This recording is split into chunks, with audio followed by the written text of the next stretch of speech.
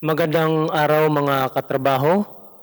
Muli na naman natin pag-uusapan ngayon ang patungkol sa trabaho, and once again, welcome to my channel, Obras TV Jobs, kung saan ay nagbibigay ng mga impormasyon at kaalaman patungkol sa pagtatrabaho, kung paano matanggap sa trabaho at kung paano maghanap ng trabaho, kung ikaw naman ay may trabaho sa kasalukuyan, kung paano ka naman paano ka naman ma-promote sa trabaho. So alam natin na bawat isa sa atin na nagiging empleyado ay gusto natin ma-promote at magtagal sa trabaho. Subalit, hindi natin alam kung ano yung mga dahilan minsan kung bakit hindi tayo napopromote, ganun din kung bakit minsan saglit lang tayo sa trabaho. Lalo na ngayon, yung mga kontrata natin na 5 months, hindi pa nga minsan natatapos, nawawalan na tayo ng trabaho. So, itong pag-uusapan natin ngayon sa videong ito, ito ay napakahalaga lalong-lalo na doon sa mga empleyado na gustong ma-promote sa trabaho, ay kailangan malaman mo ito at matutunan mo. So sa mga bago dyan na ngayon lang nakapanood sa videong ito sa channel natin, Obras TV Jobs, ay paki-subscribe na lang at paki-share nitong videong ito para naman doon sa iba na gusto rin ma-promote sa trabaho at magkaroon din ng kaalaman. So ang pag-uusapan natin ngayon ay ano nga ba yung kalidad o ano nga ba yung mga qualities ng isang epektibong supervisor. Marami kasi pag nilagay mo lang supervisor, akala nila pag tinawag ka ng supervisor or visor ay ang iba nga ay gusto ng santuhin ng mga empleyado, which is mamaya natin malalaman 'yan. So ano nga ba yung mga qualities ng isang effective supervisor or a good supervisor? Alam natin na ang trabaho ng isang supervisor ay hindi rin madali. Siya yung pinagkatiwalaan ng kumpanya para i-monitor yung performance ng mga tao, yung kanilang record, at siya yung may karapatan na mag-report para matanggal ang isang tao or palitan or magtagal sa trabaho. So, yun bilang mga rank and file employees na gustong ma-promote bilang supervisor, unang-una ang dapat mong alamin ay ano yung kung ikaw gusto mong maging isang supervisor, hindi lang dapat na mabibigyan ako ng posisyon. Wow, pag na-promote ako, ay isa na akong supervisor. Hindi ganon, ha? Dapat alam natin na ang pagiging isang supervisor ay hindi madali na trabaho. Okay? So, ito yung mga qualities. Ano nga ba? The qualities of a good or effective supervisor, ito yon. Unang-una, ang isang supervisor ay dapat alam niya kung paano niya alamin yung problema sa problema ng isang kumpanya o sa isang trabaho. So, the first qualities of a good supervisor is they can properly identify a problem. So ang isang supervisor, hindi lang ibig sabihin na kapag nagkaroon ng problema ang isang trabaho o nagkaroon ng problema ang isang kumpanya, ay agad natin isisisi sa mga empleyado. Sasabihin natin kagad, ito si Juan de la Cruz, nagkamali ito, alisin natin. So kung ikaw ay isang supervisor na marunong, dapat mo munang alamin, ano nga ba yung dahilan ng problema? Okay? Ngayon, kapag nalaman mo yung problema kung saan ang galing, imbestigahan mo. Huwag mo kagad ituturo sa isang tao kung sino man ang nandyan na agad mong sisisihin. So, yun yung una. First qualities of a good supervisor is they can properly identify a problem. Some problems may not be directly attributed to employee performance. So hindi natin kaagad ang isang problema, ibabato natin kaagad sa isang empleyado kung sino man yung naka-in-charge. Supervisors should not simply reprimand their employees for decreased production while not knowing that the office equipment is already defective. So katulad yan, kung halimbawa sa production, kapag humina yung production natin, huwag agad na yung tao, yung operator ng yung mga sabihin natin, yung machine operator, ay sisisihin kaagad natin, konti lang yung production, ang bagal-bagal mo, ang hina-hina mo, hindi ka marunong. So, hindi natin alam na ang problema pala ay yung equipment. Tama ba? So, a good supervisor dapat bubusisiin mo yung problema, as what I have said before. So, hindi natin agad isisisi sa mga empleyado. A good supervisor must first know the real cause of the problem to avoid making rash decisions and reprimanding the wrong person. Yan. So, kapag ikaw na supervisor ka, inalam mo yung unang-una, inalam mo kung ano yung cause ng problema, hindi natin mapaparusahan yung mga empleyado na hindi naman talaga sila yung may kasalanan. May bibigyan natin ng tamang paraan o tamang solusyon para yung dahilan kung bakit halimbawa humina yung production, malalaman natin kung ano yung solusyon at ano yung pinanggalingan ng problema. So remember, number one, quality of a good supervisor is you must properly identify a problem. So yun yung una. Second is they know how to effectively give an instruction. Okay, napakahalaga ito sa isang supervisor. Kapag ikaw ay supervisor, kapag meron kang iuutos sa isang empleyado, ay wag na wag agad na, okay, sige, takbo doon. Okay, ganito, gawin mo kaagad to. Dapat malinaw tayo magbigay ng instruction sa mga taong ating hinahawakan. Kung ano yung gagawin nila, hindi na basta utos na lang tayo ng utos. Okay, so dapat malinaw. Okay, giving instruction is actually a challenging task. Mostly because the employees might not understand exactly what you as a supervisor want.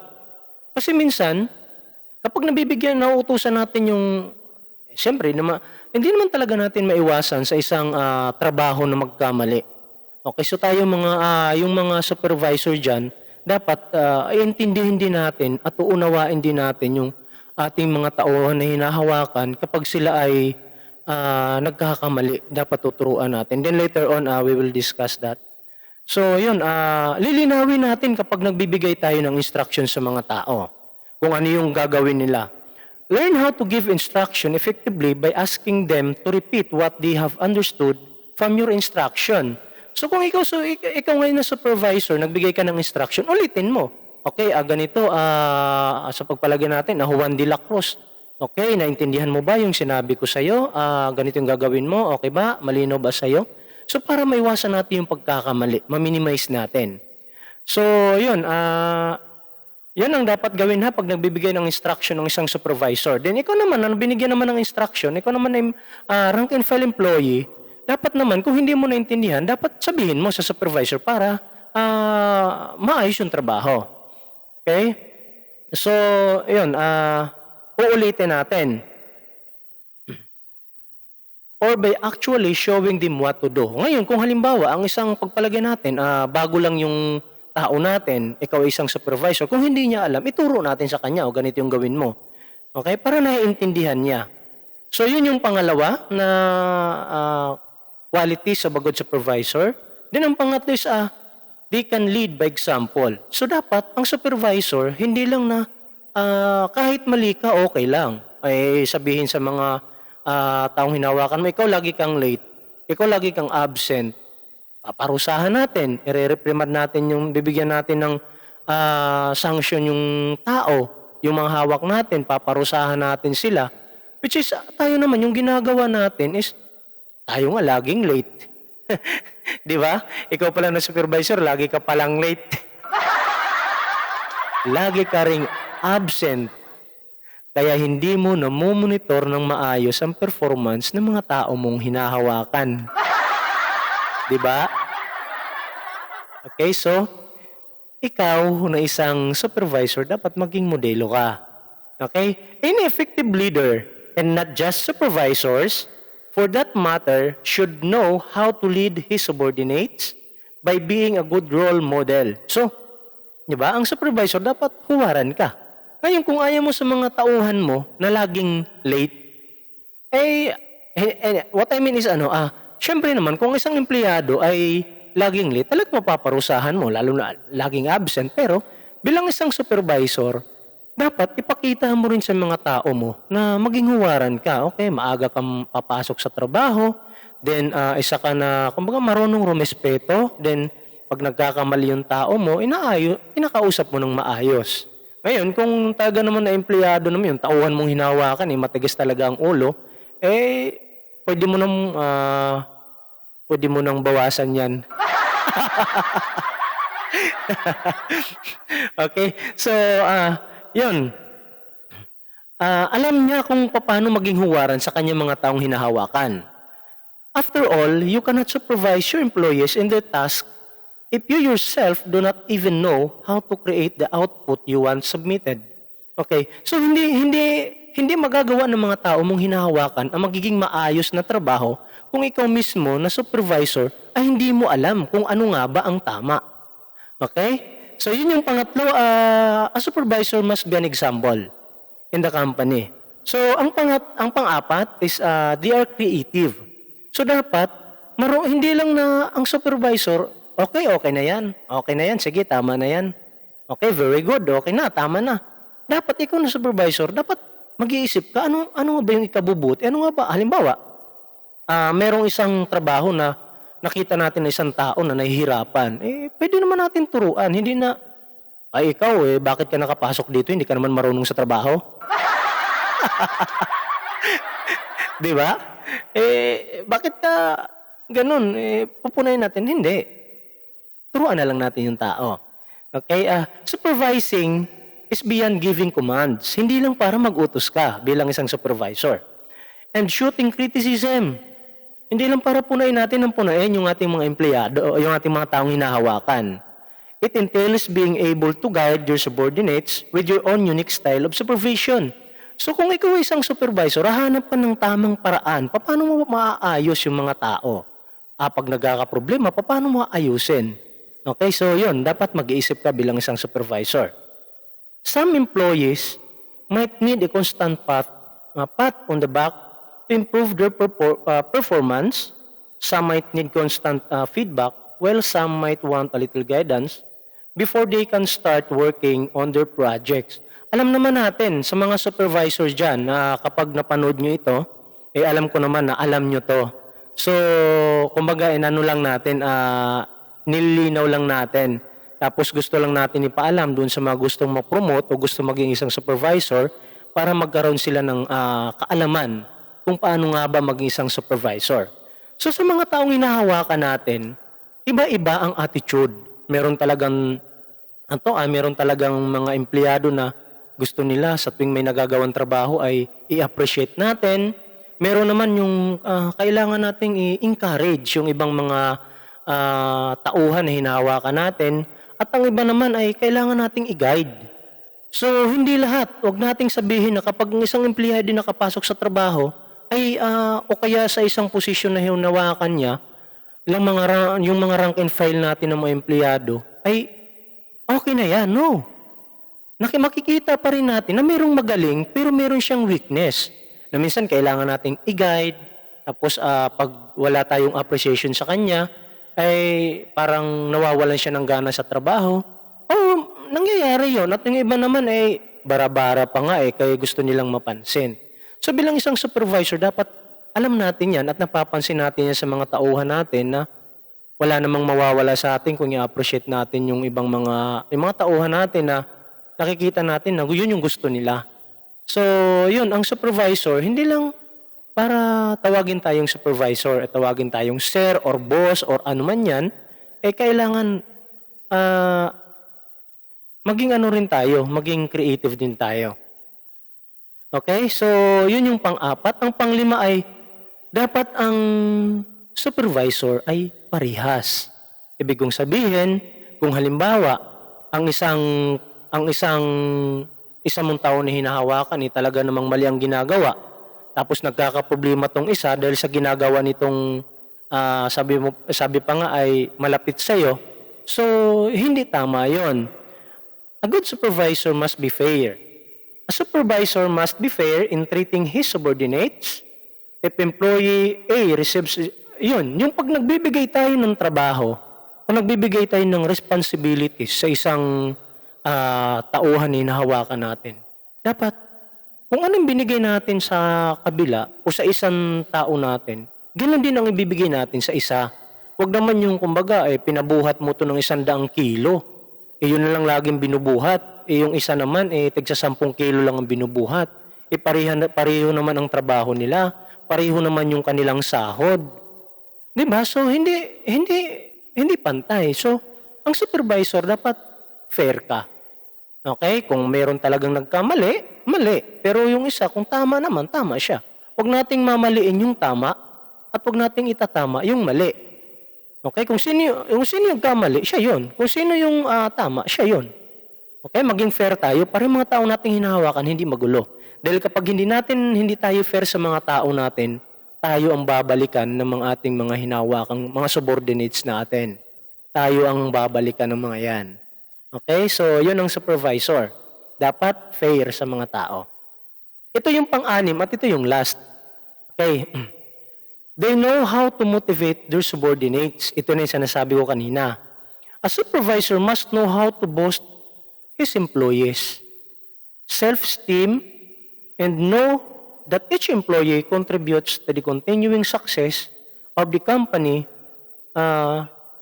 So, offer congratulations, thank you, and good job. So, minsan, yun nga, lalo na pag isang tao pagod na sa kakatrabaho,